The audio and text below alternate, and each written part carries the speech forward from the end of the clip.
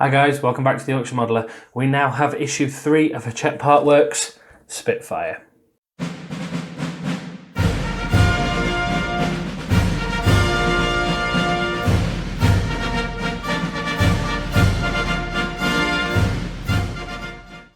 So with issue 3 we get the first parts for the engine block and the fuselage. There's a couple of tips on here as well. So one is the parts for the engine block are very similar. Take time to identify them before you start assembly. We strongly advise you do a complete dry run up to step 7 before applying any adhesive. And the other one is some of the parts have to be glued in place. We recommend using a gel type super glue applied with the tip of a cocktail stick. Now for any of you that have watched my Bismarck videos, that's how I've done it on the Bismarck as well. The easiest way, if you've not seen any of the Bismarck, is cocktail stick, and I just use the pot that you get. These ones were from like an Indian takeaway and you get like Raita and stuff in them. So I just use one of these, a few drops of super glue right in the bottom, cocktail stick, and just apply it. Now I use the cocktail stick until it's literally on its last legs, until you daren't use it anymore because it's going to be spreading super glue everywhere, and then just flip it around and use the other end of the cocktail stick. So what I'll do, I will get the camera all pointed down to the desk. I'll show you what we get with this week's issue, and we'll get started with the build of issue 3. Right, so here we've got all the parts that we get with issue 3, and then there's the fuselage frame that we got with issue 2 as well, so we're going to need that this week. Now these 4 parts here are the engine block parts. Now these are the ones that are very similar. However, they have got, this one's got L1, that one's got L2, this one's got R2, yep, and that one's got R1. Yep, so you know, those two are both for whichever side of the engine they're for. These 2 parts here, they're kind of, I think these are going to be the tops of the engine block. Yes, so these 2 parts are going to be the top of the engine block. One is 3.2. and one is 3.5. Now it doesn't look like there's any markings inside these to tell you which one's which. So that's going to be interesting. But I've lined them all up. Everything on here is lined up exactly as it was in the actual packaging. So I'm hoping that everything is in the right place for where we need it. So hopefully that'll be it. Now these 2 parts here go together, so I'll move those out of the way for now because the first part of the instructions are for actually building the engine block. So it says, I'll just move these just over this way so I can see them just off to the side, there and there, so I know which ones I'm getting.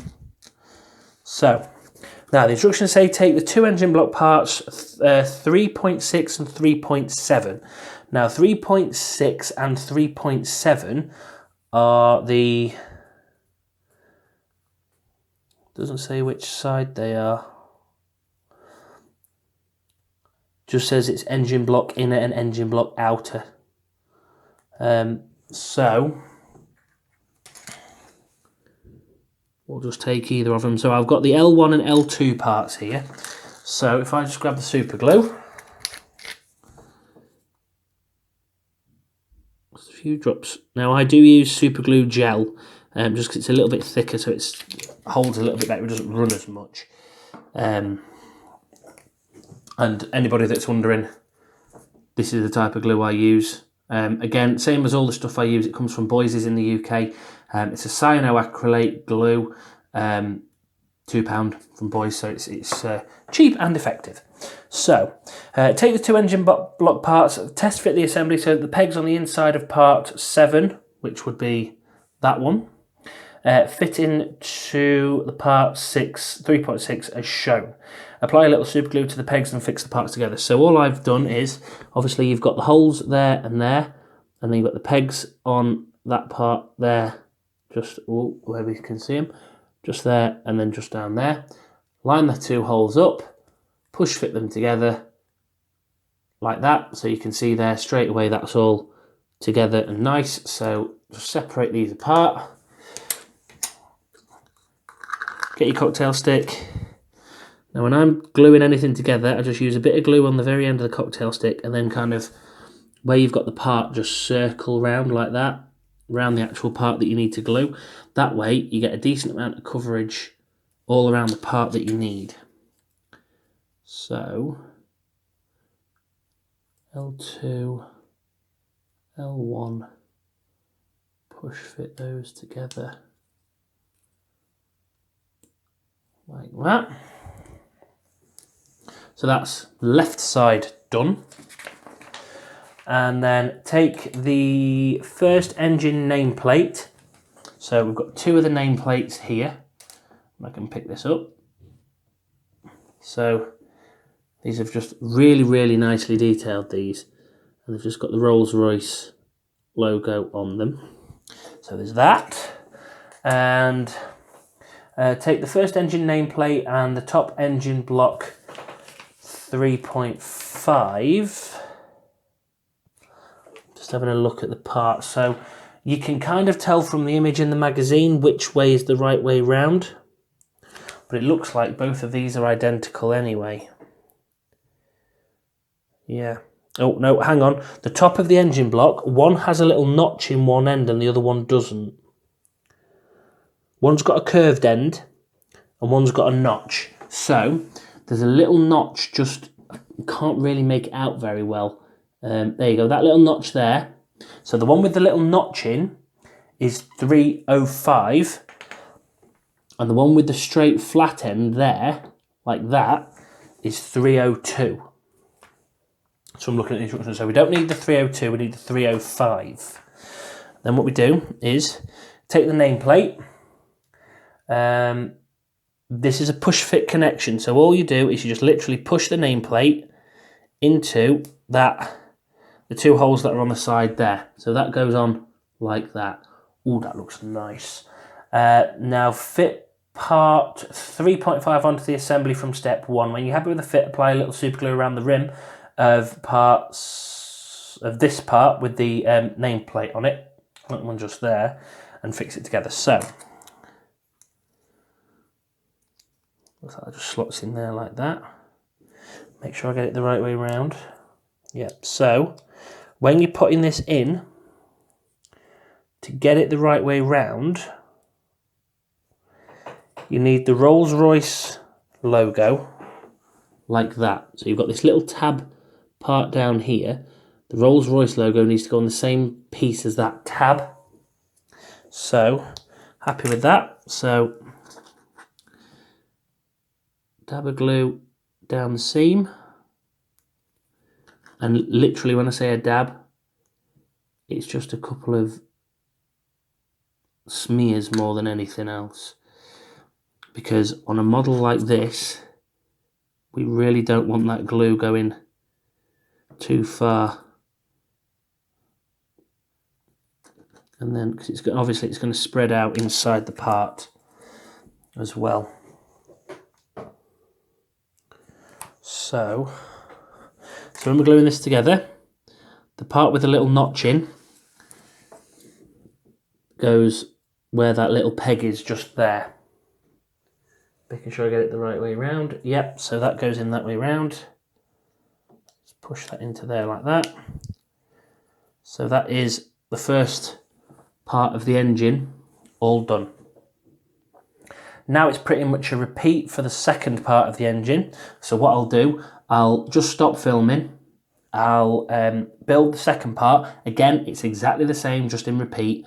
I'll stop filming, I'll get that built, and I'll be back with you as soon as I've got that done. Right, change of plan. I've just checked the instructions and I messed up.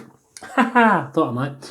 So I'd glued these parts with the Rolls-Royce logo on inside out. So when you were going to put them together like that, so that you can get the engine parts together, the Rolls-Royce logo was on the inside of the engine, which isn't right. It needs to be on the outside. So what you're doing is, where there's that peg there, when you're gluing these together, that peg, that Rolls-Royce logo needs to be on the other side.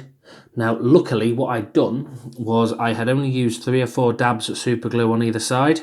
So it was glued on, but it wasn't perfect. So I was able to just use the sharp part of my knife and just slide it into the gap and just slightly tweeze it open. It has ripped a little bit of the paintwork off, but I can touch that up. It's only like a tiny little bit there. That looks worse than it is because that's actually mostly super glue. So what I'll do, I'll get these put together now. So we're taking these two parts here and they will just screw in together. So That slot there is where you're getting the engine, well, that slot there is where you're getting the engine parts to go. So I'll make sure this gets done and then I will be straight back with you. Right, so after some jiggery pokery, we've got everything how it should be. A few little scratches to the paintwork, but obviously we'll just touch those up with a little bit of black paint, but that's how it should look. So what I would probably say when you're building the engine block, build the actual sides of the engine block first and leave the tops. You can put the Rolls-Royce logos on, but leave the tops until you've got all of this together. When you've got all of this together, make sure that as you look at it, this side has the one little notch in the, there you go, the little notch in, and the other side is just the flat one. That's how it should be. Now, it's taken me 2 or 3 attempts to get that right, so it's just had a little bit of scratching and scuffing to the paint on the sides there. So I'll just touch that up with a bit of Tamiya black paint, matte black, and that'll look good as new pretty much. So that's the engine block done. So I'll leave that there. Now, the next part is the fuselage. So this includes the fuselage frame that we got with the last issue. So the instructions say take the piece of the fuselage 3.1 and the lower fuselage frame 2.5 supplied with issue 2. Fit the raised screw socket on part 3.1, which is this one just here, into the hole at the base of part 2.5. At the same time, the 2 locking pins circled in the instructions will engage in the matching sockets. Note that the frame is slightly angled when the 3 holes at the end of the fuselage are flat on the work surface, and the top end of the frame will be flat rather than sloping as indicated by the yellow arrow. Okay. Fix in place with a PM screw. So this is quite easy really, because if you put it in one way, which is the right way, so it'll look like that, that base plate down there will be totally flush. If you put it in the other way, it will still sit in there just about, but it'll rock about a lot and there'll be a massive gap and it'll keep falling out, so I can't show you. Like this. So that's all the way in, but you see there's a massive gap down at the bottom, just down there. If it's the right way round, he says when he can fit it in, there's no gap and it stands up on its own. So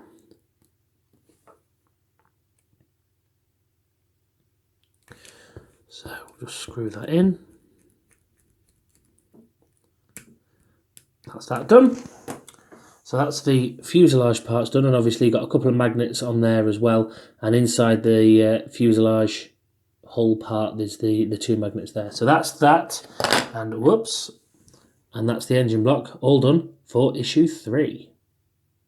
Right guys, so that's issue 3 all done. With issue 4 we get the next parts for the engine housing and details, plus a panel of the fuselage that covers the engine, so that's all on there. Now these panels that cover the engine are magnetised, so they'll be able to clip on, and then when you want to show off your engine you just unclip them. Very similar to what Model Space did with the Millennium Falcon, so you could have a look inside in the hold and everything. Now I did mention in the video, in the build part, that I've scuffed up the paintwork on my engine block. You can see just a couple of patches there. It's the other side that's the really bad one. That's got quite a lot of scuffing. Now what I did, and I will say this to everybody, when you're building this, build the 2 engine blocks themselves, but don't put the tops on. Then get the base plate, this bit here that all screws together, screw these 2 parts into the base, and then hold this and look at it the right way around for the instructions, and then glue these top parts on. It's going to be a lot easier and you can match it up a lot quicker. And obviously you won't have the glue problems that I've got. Now, those marks look bad, but I'm going to use Tamiya XF-1, which is their flat black. It's a really good paint. I love using Tamiya paints. With the Bismarck, I've used it a couple of times for the light and dark greys, because it's a pretty much perfect colour match for what's already on there. So that'll all be sorted, ready for next week. Obviously, we won't be mounting the engine or anything like that for quite a while yet.